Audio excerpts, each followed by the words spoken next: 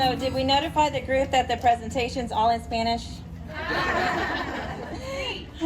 Oh, good. We have one. So let me make sure that I'm kind of following here. So we have the slides on at the table. So if you guys want to follow with me through there, my contact information is on there as well. So if y'all have any questions, again, my name is Nancy Ariano Rangel, and I am the President CEO of the Hispanic Business Alliance, located here in the East Texas region. Today, I want to talk a little bit about what you need to know about the Hispanic and Latino market. Of course, I can go on and on talking about the different tips and ideas that I can share with you all, but Shelby did tell me that I have a limited time, and I need to make sure that I meet that time. So let's go ahead and delve into this. So what you need to know about the U.S. Hispanic and Latino market. I'd like to start off by giving you information about the population groups. And this is information from our United States Census Bureau. They do census projections, and this is data coming directly from them. And it shows the population group of the total population in 2016, about 323 million, going up to about 404 million by 2060. That's a 25.2 positive increase of a change. And you can see the Hispanic community and population from 57 million increasing to 111 million. That's a 93.5 percentage positive increase. Overall, between 2016 and 2060, you're going to see the U.S. population projected to increase from 326 million to over 400 million.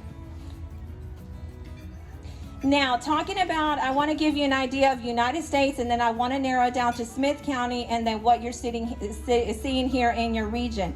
In Smith County, we saw in 1990, there were about 150 residents here that resided within the county. And then out of that, we had about 8,700 that were Hispanic or Latinos.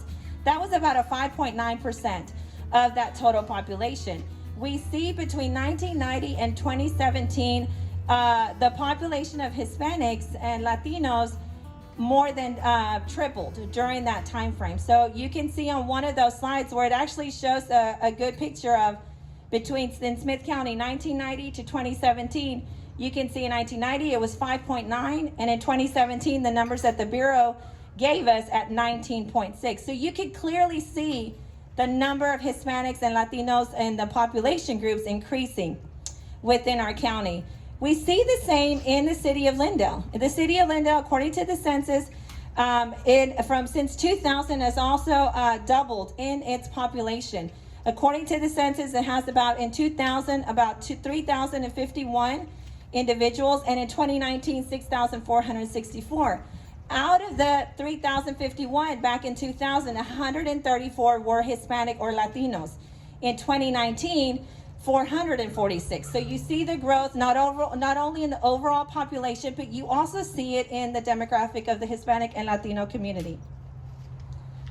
So you ask me, and many people do, why should I be interested in trying to market and reach out to this community as a consumer? Because Latinos have an impact in our economy. They have the Latino purchasing power is a 2.6 trillion, and that is with a T, trillion-dollar market. In 2010, it was 1.7. So you can see how it also continues. Not only the population is increasing, but also the GDP and the purchasing power. The top 10 economies of the Latino GDP would be the third fastest growing. It's also growing at a 70% faster growth rate than other non-Latino GDPs in our country. And if the Latino GDP were a country, it would actually be larger than India. And you can see the numbers there. To give you on one of the slides a clearer picture, you can see if the Latino GDP were a country, it would be the 7th largest in the world, trailing only behind US, China, Japan, Germany, UK, and France. So that is some great information for you to have to know why it is important for you to venture into trying to market into the Hispanic and Latino consumer. So some of the best practices, and we're going to start with some of the basics. Are you interested in going into trying to reach and doing some outreach to the Hispanic community and the Spanish-speaking community? There are 54.4 million Spanish speakers or Hispanics in the United States. So as a business owner, as a business leader, when you put your information out online, either through social media platforms, whatever you desire. You are actually have the ability to target that, not just within your city, not just within your county, but a lot more of Hispanics and Latinos. We also have shown that it has a $1.5 trillion market. So that's another reason why you would be very interested in wanting to tap into this market. And it is a highly demanded consumer market. Just because we're seeing the numbers, we're seeing a lot more businesses interested in trying to venture into doing outreach into the Hispanic and Latino community.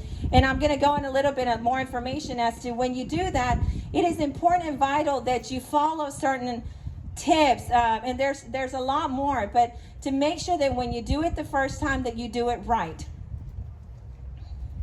So I want to start with the basics. What is the difference between Hispanic and Latino? I get this asked all the time. Which one do I use, Nancy? Which one's the right one? Or, you know, what is the correct one? And I can tell you, me as a Latina, I am with you. It is confusing. It is confusing. And the reason why is because when we use them interchangeably. So if you use them interchangeably, know that that is okay for you to do that, Hispanic or Latino. But when you do that, I also want you to know the meaning behind both of them. I want you to understand what each one of them mean. So Hispanic refers more to the language, okay? And Latino refers more to the location. And I'm gonna explain this a little bit more. Hispanic is defined more as to if that person is a Spanish-speaking person. Their origin is, including, like, for example, Spaniards would be Spanish, right? Because Hispanic, because they speak Spanish. Now, Latino refers more to the people that that not only they can speak Spanish, but also those from Latin America. There are some Latin American countries that speak Spanish, so yes, they would be called Hispanic. But there are also certain groups, or I would say, like, let's give an example, Brazil. They are not Hispanic because they don't speak Spanish. They speak Portuguese. So they would be considered a Latino or a Latina. And I hope I didn't confuse y'all more over that. That's why we have the handout, so that way y'all can go back and read that. But one of the things that I want to mention to y'all is when you do venture off and do some marketing and some outreach to the Hispanic and Latino community, it's very important that you understand that the communities are unique. And just like, for example, North Texas, West Texas, South Texas, it's different from our beautiful East Texas.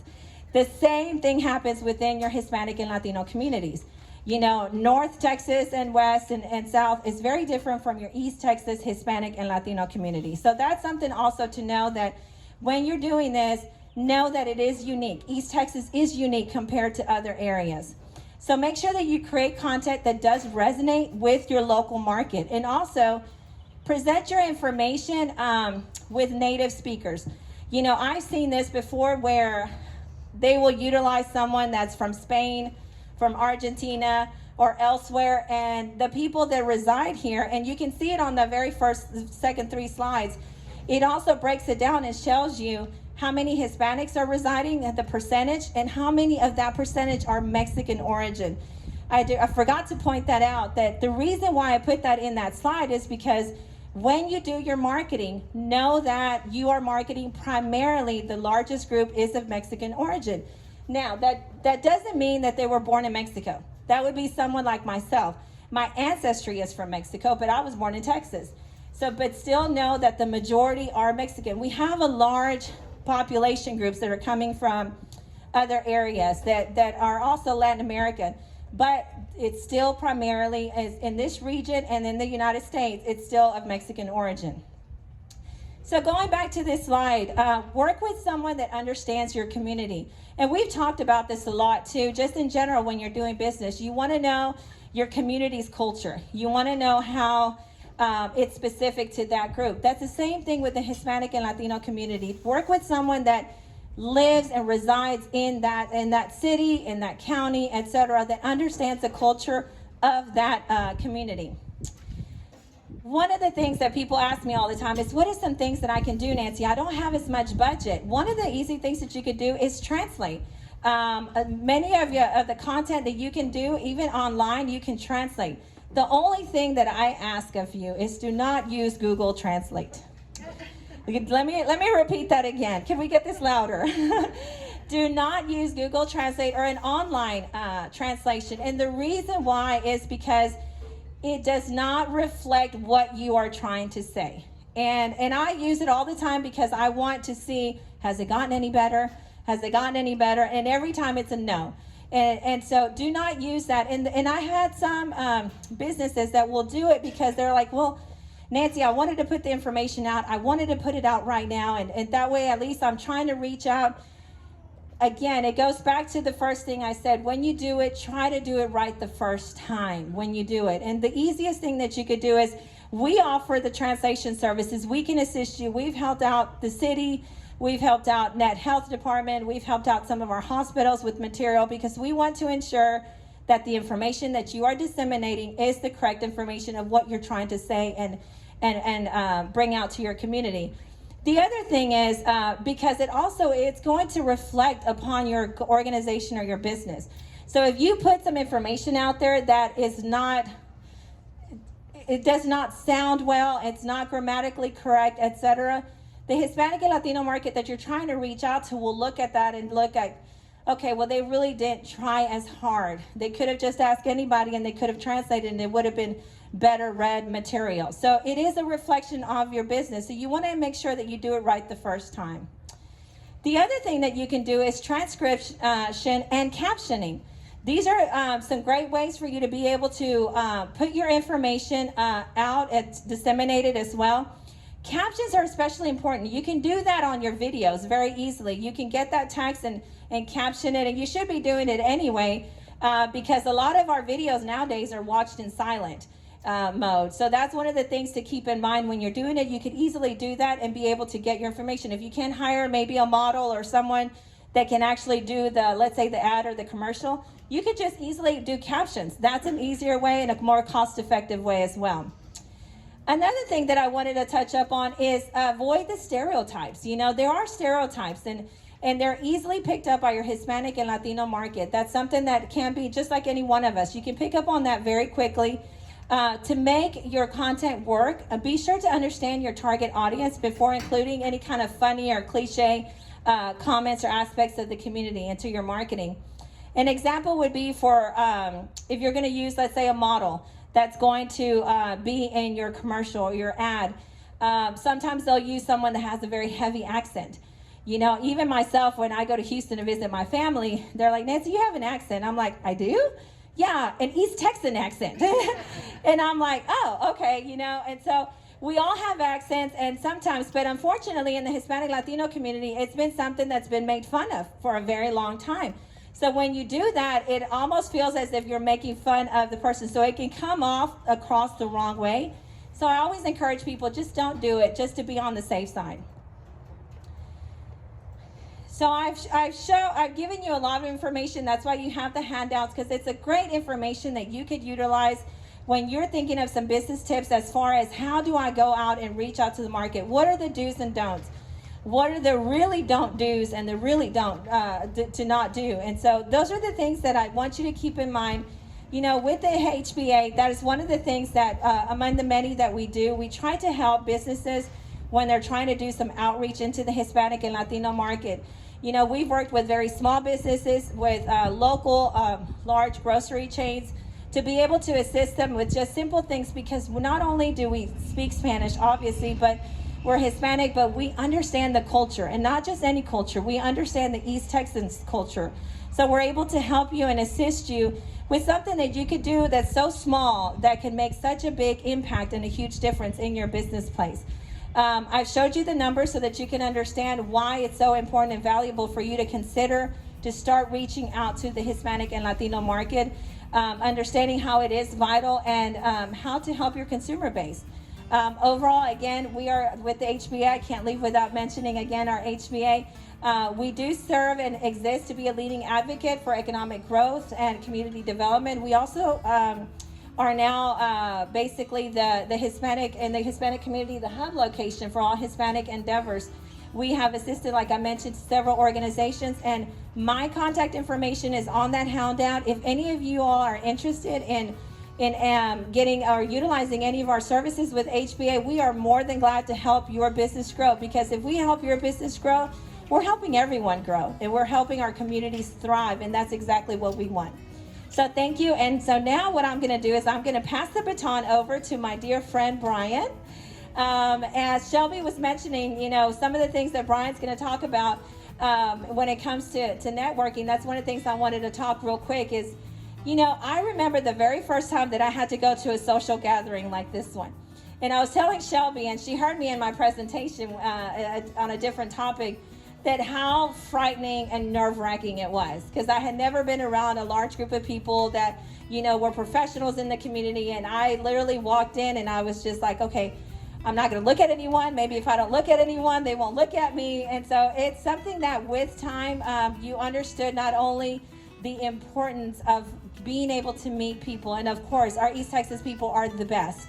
You know, I've lived in South Texas, and I've lived in Dallas also, and in Houston. And I can tell you, I love East Texas. It is a wonderful place to be with. We are all just such great people. Well, it's amazing, even talking about the snowstorm and things that have happened to us, just how our communities came together. Everyone, we came together to help each other out. And so I'm very excited and very honored. Again, Shelby, thank you for letting me have this opportunity. And I'm going to pass the baton over to my friend. Here you go, Brian.